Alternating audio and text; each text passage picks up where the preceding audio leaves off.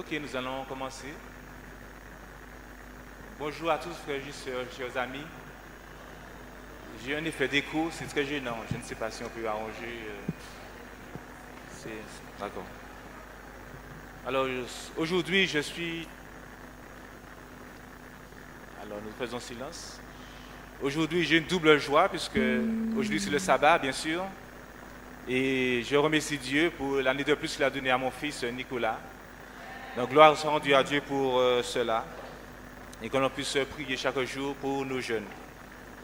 Alors, tout ce trimestre, nous avons pu étudier l'action du Saint-Esprit. Nous avons vu les différentes phases de l'Esprit, comment l'Esprit opérait, etc. Et nous allons terminer avec cette dernière étude, l'œuvre de l'Esprit Saint. Nous savons que le Saint-Esprit, effectivement, travaille d'une manière secrète dans les cœurs et que le Saint-Esprit ne s'impose pas. Et il vient bien sûr nous révéler le caractère de Jésus, le caractère de Dieu en la personne de Jésus. Jésus a donné un nom au Saint-Esprit. Quel était ce nom? Le Consolateur, mais un nom plus en hébreu. Ça commence par P. Oui, le Paraclet. D'accord? Et qu'est-ce que ce mot-là veut-il dire? Alors, oui, une aide, un protecteur, bien sûr, un défenseur et un consolateur. Alors, je vous pose une question. Quelle est l'œuvre du Saint-Esprit?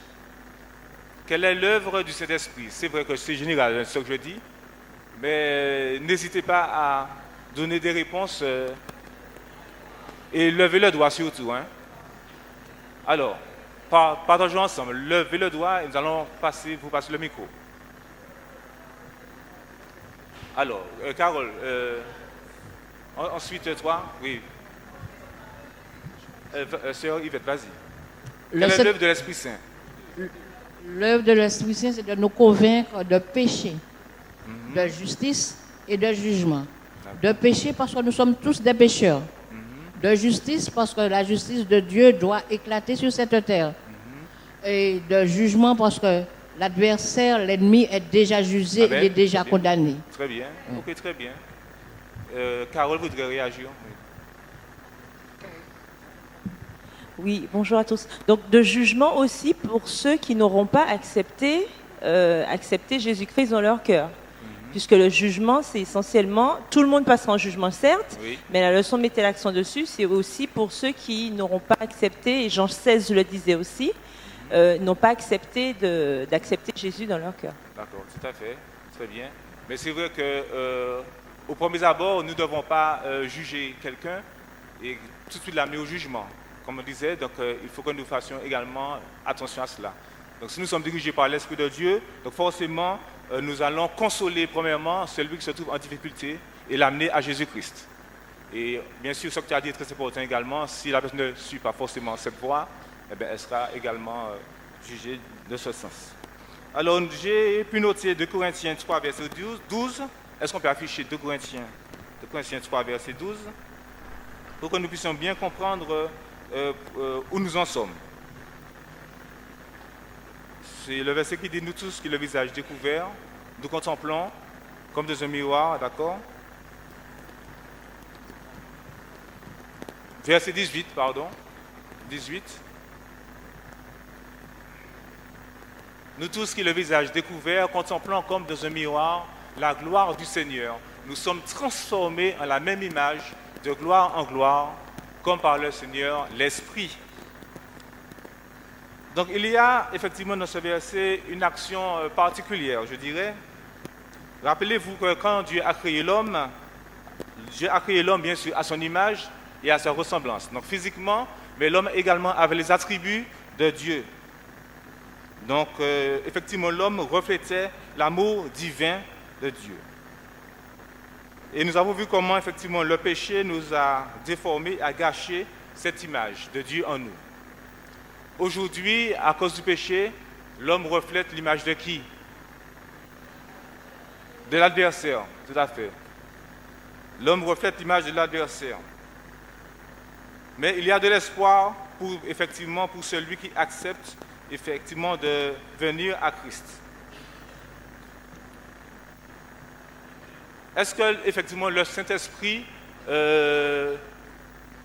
entre dans notre cœur, est-ce qu'il écrase la porte de notre cœur pour pouvoir pénétrer? Alors comment fait-il alors? Il frappe, oui. Alors le Saint-Esprit nous propose chaque jour le salut. Donc je dirais que celui qui accepte de se convertir avec Dieu, à Dieu, je dirais, entre dans une nouvelle vie extraordinaire. Donc le Saint-Esprit, il propose à l'homme toujours des solutions. Des solutions de retourner à Christ, des solutions de restaurer l'image divine en cette personne, en l'homme. C'est une œuvre qui commence dès aujourd'hui et c'est un processus de restauration journalier, je dirais. Ézéchiel 36, verset 26 nous dit « Je vous donnerai un cœur nouveau et je mettrai en vous un esprit nouveau. » Que pensez-vous de ce verset, frères et sœurs? Je mettrai en vous un esprit nouveau et je vous donnerai un cœur de chair. Pourquoi arriver à cette conclusion, je dirais? Qu'est-ce que l'Esprit doit faire en nous chaque jour? Oui, vas-y. Oui. Nous devons comprendre que le Saint-Esprit d'abord va nous montrer notre condition. Nous sommes tous nés sur cette terre pécheurs. Et donc, le Saint-Esprit ne vient pas nous parler de petites fautes répétitives, mais il nous parle d'un état. Nous sommes pécheurs. Et quand nous avons compris que nous sommes pécheurs, le Saint-Esprit nous montre que nous ne sommes pas perdus dans cet état, qu'il y a une solution. Et la solution, c'est Jésus. Quand nous acceptons Jésus dans notre cœur, dans notre vie, Jésus vient avant, il avait écrit les lois, sa loi sur des tables de pierre. Mais la présence de Jésus en nous, parce que quand nous acceptons Jésus, le Saint-Esprit, Jésus par le Saint-Esprit vient vivre en nous. Et Jésus, c'est la loi. Jésus, ce sont les commandements. Jésus, c'est celui qui a dit, j'ai gardé les commandements de mon Père et je demeure dans son amour. Donc il vient et il inscrit en nous ses commandements. Nous n'avons plus à aller chercher, à aller connaître. Personne n'a à nous dire parce que Dieu, Jésus en nous, nous fait sentir, nous fait savoir, nous fait connaître. Et c'est ici qu'on parle de, il écrit sur nos cœurs. Parce que nos cœurs finissent par l'aimer et nos cœurs donc sont attendris par ses commandements. D'accord. Et à ce moment-là, nous sommes débarrassés du jugement qui condamne celui qui rejette Jésus. Mais le jugement qui n'est pas pour les hommes. Il faut qu'on le dise. Au premier abord, hein, oui, c'est pour quand le Saint-Esprit dit qu'il convainc de jugement, le jugement n'est pas pour nous hommes. Tout à fait, tout à fait. Le jugement, Jésus le précise, parce que le prince de ce monde est déjà jugé. Il dit de jugement parce que. Tout à fait. Donc c'est le prince de ce monde, c'est pour lui le jugement. Pour lui, justement. Initialement. La destruction. C'est pourquoi Jésus est venu pour que tout homme qui croit en lui soit sauvé. Amen. Maintenant, comme disait Carole tout à l'heure, celui qui refusera que Jésus inscrive sa loi dans son cœur pour vivre comme Jésus sera condamné comme l'ennemi de nos hommes parce qu'il lui aura donné la place au lieu de donner la place à Jésus. Ce sont nos choix qui font la différence. Amen. Oui. Une autre réaction, Carole? Oui. Alors, pour répondre à ta question, puisque tu disais l'image de la pierre et de la chair, en fait, on voit, quand on voit la pierre, ça ne bouge pas. C'est immuable, c'est dur, on ne peut rien faire avec. Tandis que quand on a la chair, justement, on voit ce côté malléable, ce côté changement possible. Et c'est justement ce travail, c'est pour ça qu'il précise, il va donner ce cœur de chair, puisque en ayant ce cœur de chair, on se laisse transformer jour après jour. Ce travail de sanctification peut se faire, tandis que quand c'est de la pierre, on ne peut rien y faire. Et donc c'est pour ça qu'il précise ce cœur de chair, pour que nous comprenions que le travail du Saint-Esprit en nous, c'est de nous changer. Puisqu'on a bien vu tout au long de ce trimestre que le caractère, c'est certainement la seule chose qu'on va emporter là-haut, et il faut qu'il soit transformé à l'image de Dieu pour que notre salut soit complet en lui. Amen. Très bien. Amen. Une autre réaction? Je voudrais pas que ce soit les mêmes personnes. Nous sommes une assemblée. Oui, vas-y, mon frère. Il est dit que la pierre, on ne peut rien faire pour l'homme, mais pas pour Dieu, car il y a encore de l'espoir. Et c'est pour ça que le Saint-Esprit n'arrête pas son œuvre pour convaincre l'homme qu'il est pécheur. Amen, très bien, merci. C'est vrai que le Saint-Esprit, il est infatigable. Donc il fait tout pour que l'homme arrive au salut. Donc on parle effectivement dans Ézéchiel 36, verset 26, on parle d'œuvre et de l'action, de la mission même du Saint-Esprit. On peut même parler du ministère même du Saint-Esprit. Alors, qui transforme le cœur? Qui transforme le cœur, frères et sœurs? Est-ce que c'est Jésus ou le Saint-Esprit? Est-ce qu'on peut dire que c'est Dieu qui transforme le cœur, Jésus ou le Saint-Esprit? Alors, levez la main parce que j'entends beaucoup de... Ce n'est pas une question piège. Mais il est bon de savoir qui transforme les cœurs. Et comment il travaille. Alors, qui transforme les cœurs? C'est pas une question piège.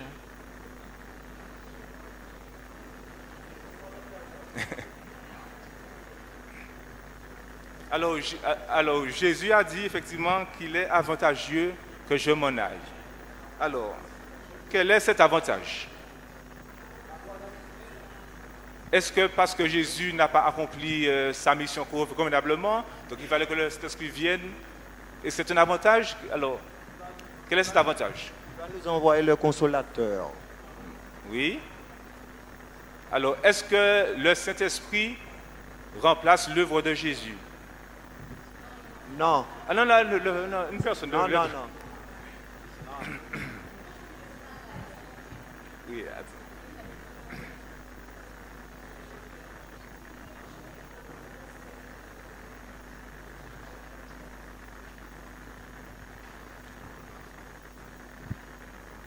alors, je reprends la question. Est-ce que le Saint-Esprit remplace ce que Jésus a commencé?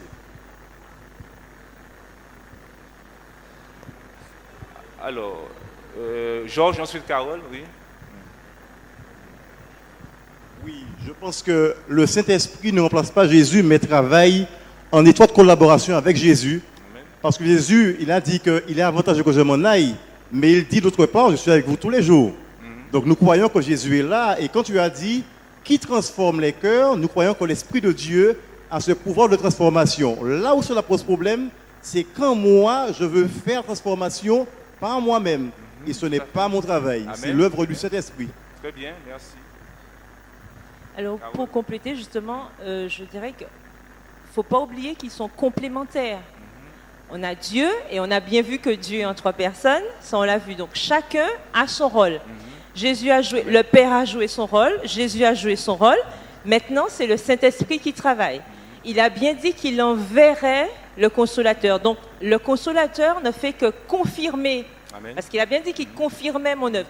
Donc, il ne fait que confirmer ce que Jésus a fait et continue à asseoir la conviction, justement, de cet amour de Dieu qui est venu de par son Fils, puisqu'il a rétabli la relation entre le Père et nous.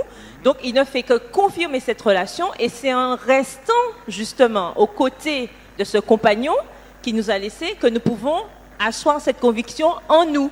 Parce que c'est là tout le travail. Amen, très bien, tout à fait. Donc c'est vrai que... Oui, vas-y mon frère. Je pense que nous, les hommes, on a encore du mal à comprendre que Dieu, c'est Dieu. Au départ, Dieu s'est manifesté, il est dit la parole s'est fait chair. Jésus est venu, et après, quand Jésus est venu, il a appelé les disciples, et avant de partir, il a dit que, acte 1, verset 8, que j'oublie ce verset, mais acte 1, verset 8, vous recevez une puissance, celle du Saint-Esprit, et le Saint-Esprit viendra sur vous, et c'est de là que le Saint-Esprit fera son œuvre. Et le Saint-Esprit fera, mais il est dit aussi que Jésus dit que le Saint-Esprit dira les choses de lui, de Jésus. Alors, on voit qu'effectivement, il y a cette coalition, Dieu le Père, Dieu le Fils et Dieu le Saint-Esprit. et que nous les hommes, on a encore du mal à comprendre. Tout à fait, très bien. Il y a une symbiose entre eux et ils travaillent tous ensemble. Oui. Oui, vas-y. Le Saint-Esprit, il ne faut pas que nous le voyions comme quelque chose, vous voyez, d'à part. Il y a Dieu, le Père, il y a un Jésus. Et il y a des cloisons, quoi. Voilà. C'est cloisonné, c'est pas tout à fait. Il ne faut pas dissocier. Tout à fait. C'est pour notre compréhension à nous pauvres humains que Dieu nous a donné le détail. Père, Fils, Saint-Esprit. Mais c'est Dieu. Amen. Dieu est esprit. Alors, si on dissocie cela, alors qui est Dieu? Comment on va le définir? Dieu est esprit, dit la parole de Dieu. Et Jésus dit, vous êtes avantageux que je m'en aille. Non pas parce que le Saint-Esprit va faire mieux que lui. Mais le Saint-Esprit qui vient, c'est Jésus qui vient en puissance. Amen. Oui. Jésus, en tant qu'homme, était limité dans son enveloppe charnelle. Il ne pouvait être qu'à Jérusalem à la fois et à Béthanie à la fois. Il ne pouvait pas être partout en même temps. Mais par son Saint-Esprit, il est partout, en tout et en tous. Amen. Et à tout moment. Et c'est ce qui est extraordinaire et que Amen. nous, pauvres humains, nous n'arrivons pas à comprendre.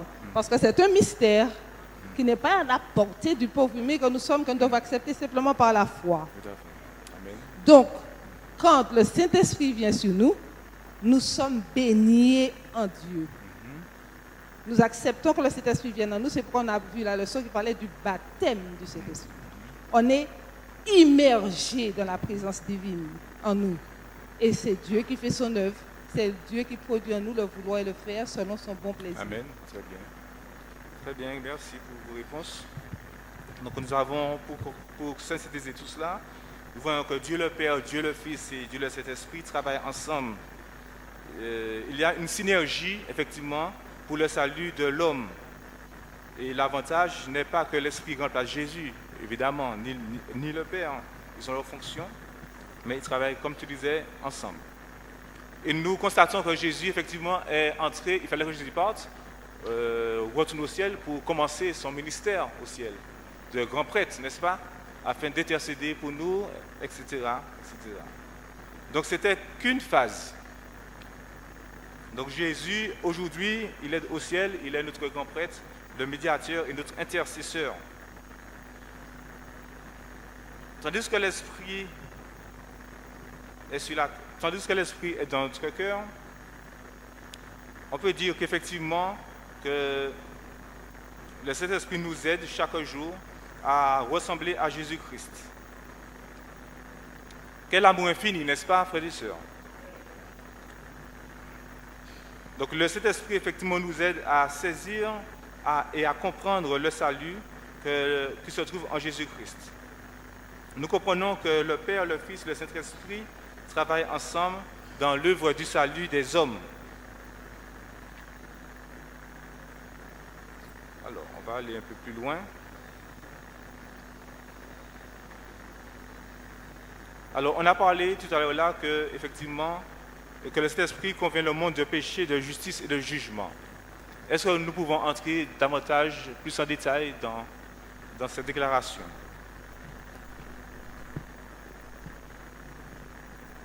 Alors, est-ce que le Saint-Esprit est là pour me dire ça c'est bien, ça c'est mal, et puis ça s'arrête là?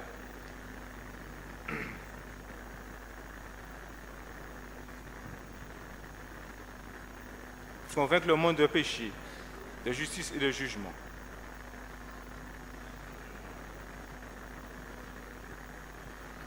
Vas-y. Est-ce que c'est aussi basique que ça, ou bien... La leçon aussi parlait de ce terme montrant l'action de l'esprit comme celui qui convainc et faisait la différence entre l'ennemi de nos âmes. Parce qu'on a remarqué que, comme tu as dit, il nous montre des choses, mais ce n'est pas un accusateur. Parce qu'il y a l'accusateur de nos frères, qui est le diable, et le défenseur, qui est le Saint-Esprit. Amen. Souvent, nous faisons cet amalgame entre défenseur, consolateur et accusateur. Et c'est là où ça cause problème chez nous. Nous pensons souvent faire l'œuvre de l'esprit, mais nous allons avec cette démarche d'accusateur qui n'est pas du tout ce que nous demande l'Esprit de Dieu et ce n'est pas non plus notre job. Effectivement, c'est très important ce que tu dis. S'il y a un frère, alors s'il y a un frère, effectivement, une sœur qui a péché, donc nous venons effectivement vers cette personne et après l'évolution de la discussion, on finit par dire ah mais c'est effectivement à cause de ça que tu te trouves dans cette situation-là, je ne peux rien faire pour toi. Ou bien, comme disait Georges, ça peut arriver qu'on entre dans notre cœur, il y a comme on veut accuser cette personne, mais sans vraiment dire, sans vraiment le dire. Donc, il est important pour nous de nous laisser diriger par l'Esprit Saint afin d'être auprès de cette personne comme une aide, comme un consolateur, qu'elle redresse cette personne, tout en priant et en intercédant pour cette personne, tout en sachant que c'est l'Esprit Saint qui fera le travail efficace pour rétablir cette personne. Ça, c'est très important. Carole, vous avez dit quelque chose? J'avais le micro. Moi, j'étais restée oui, sur... c'est qui est-ce qui parle? Je vois c'est Catherine. Ah oui, Catherine, excuse-moi. Je suis restée sur convaincre de péché. Ta question était, est-ce qu'il nous montre, il nous dit c'est bien ou c'est pas bien? Convaincre de péché, quand on lit la Bible et quand on lit l'explication de Jésus, on sait que le salaire du péché, c'est la mort. Et depuis le début, on voit que si tu pèches, tu meurs. Et quand il me convainc de péché, il me montre que effectivement, je mérite la mort, mais Jésus est mort pour moi. Et c'est celui qui reconnaît que Jésus est mort pour lui qui est convaincu de péché. Lorsqu'on doit reconnaître que quelqu'un est mort à ma place, là, je suis convaincu de péché. Et comme je suis convaincu de péché, je dois accepter cette justice de Dieu. C'est un cheminement. Que Dieu fasse justice dans ma vie et que justice soit faite à cause, comme on l'a dit, de ce jugement du péché, donc de celui qui nous a fait commettre les péchés. Mais si il se contentait de dire c'est bien, c'est pas bien, on n'irait pas très loin. Tout à fait. Merci. Et donc, je voulais dire par rapport à ce que tu disais, est-ce qu'il dit oui, non, ou est-ce que ça reste comme ça? Oui. Effectivement, nous convaincre de péché, oui, c'est nous montrer que ça c'est bien, ça c'est pas bien, puisqu'on doit respecter la parole de Dieu. On a bien vu que c'est un guide. Oui. C'est lui qui m'éclaire par rapport à la volonté de Dieu. Maintenant, effectivement, ça ne s'arrête pas là. Le rôle de l'accusateur, c'est ça, c'est de dire, ah, tu as fait quelque chose qui n'est pas bien, tes carottes sont cuites, c'est ça. Tandis que Jésus, c'est pas ça. Il nous montre qu'effectivement, tu as peut-être commis une erreur, il n'y a pas de problème. Mais, comme on l'a vu à plusieurs reprises quand il était sur terre, il disait, va et ne pêche plus. Donc c'est pareil, c'est ce même travail qui est fait. Tu es convaincu, donc maintenant que tu as vu que tu as fait quelque chose qui n'était pas bien, de par mon Esprit Saint que tu as laissé travailler en toi, c'est bien. Maintenant, tu dois faire ce travail, avec mon aide, je vais t'aider à surmonter ce souci que tu as eu, et je vais te pardonner. Donc ça nous permet, cette conviction du péché nous permet en fait d'aller à la repentance et qui nous permet d'aboutir à cette sanctification que nous devons continuer à asseoir tous les jours. Amen, très bien. Très bien, merci. Donc effectivement, Dieu a un projet de vie pour chacun de nous. Dieu a toujours la solution à tous les problèmes du péché. Et c'est pour cela que le Saint-Esprit a un travail efficace. C'est d'ailleurs le Saint-Esprit, c'est le don le plus excellent que l'on puisse avoir. Donc, je vois que l'heure avance. Et nous allons avancer et je dirais, qu'est-ce qui nous donne cette assurance, frères et sœurs? Alors moi j'assure, ma maison est assurée, ma moto, ma voiture, mon chien, mon chat maintenant. Quelle assurance que j'ai de mon salut? Alors si quelqu'un vous demande, êtes-vous vraiment sauvé? Êtes-vous sauvé? Qu'est-ce que vous allez répondre à cette personne?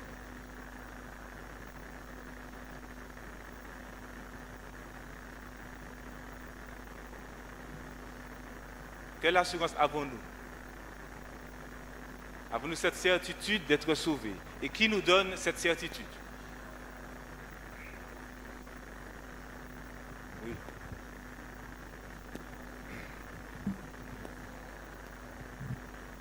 Désolé, mais j'aime beaucoup parler. Hein.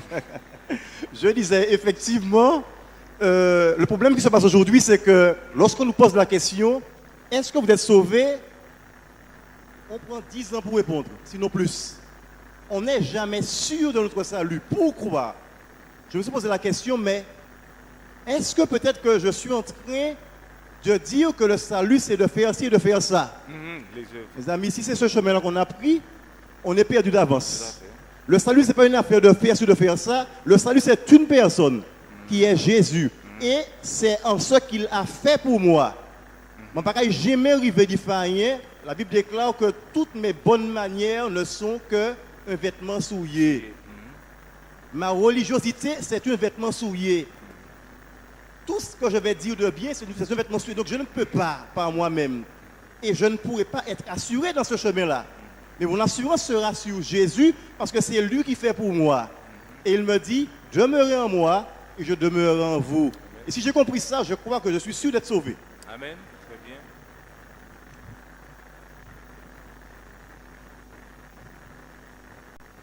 J'ai compris que l'Esprit, quand nous sommes devenus enfants de Dieu et que nous suivons la parole de Dieu, l'Esprit nous scelle en Jésus-Christ. Amen. Ça, c'est bon. Et à ce moment-là, on est heureux, joyeux, on devient, on sait, car Amen. l'Esprit nous a scellés que nous sommes enfants de Dieu et nous poursuivons notre œuvre avec lui. Oui, l'Esprit de Dieu dit à notre esprit que nous sommes enfants de Dieu. Donc il y a cette conviction, cette assurance que nous devrions avoir chaque jour et la vivre, bien sûr. Oui. Alors, vous savez, l'évangile, j'aime beaucoup l'évangile parce que c'est un tout. Lorsque nous lisons Éphésiens 4, on est interpellé par des actes. Vous voyez, Oui. pourtant, nous savons que le Saint-Esprit nous a convaincus de péché. C'est pourquoi nous sommes tous ici. Sinon, nous serions à nos affaires. Nous serions en train de continuer notre vie comme tout homme non repentant. Mais ayant été convaincus par le Saint-Esprit que nous sommes des pécheurs, nous sommes là dans sa maison aujourd'hui, en ce jour de sabbat, en train de l'adorer. Mais cela ne s'arrête pas là.